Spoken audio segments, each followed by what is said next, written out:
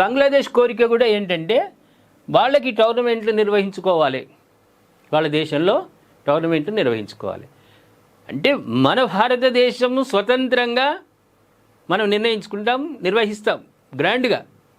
కానీ బంగ్లాదేశ్ ఏంటంటే దానికి ఇతర దేశాల సపోర్ట్లు కావాలి. ఒక T20 క్రికెట్ మ్యాచ్ అంటే కొన్ని లక్షల కోట్ల రూపాయలు టర్నోవర్ అవుతుంది ఆ దేశానికి.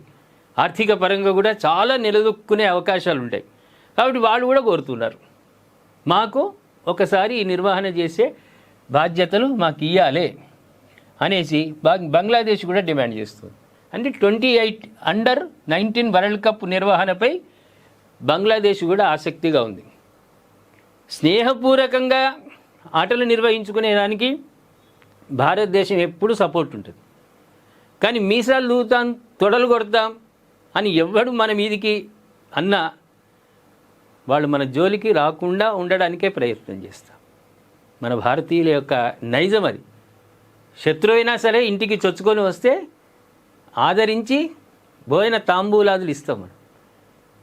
కానీ ఇంటికి రాకుండా ఎగిరిటోటికి తప్పకుండా మళ్ళీ వాడు వచ్చేటట్టే అవుతాడు. కానీ ఇప్పుడు పాకిస్తాన్ కూడా అంతే.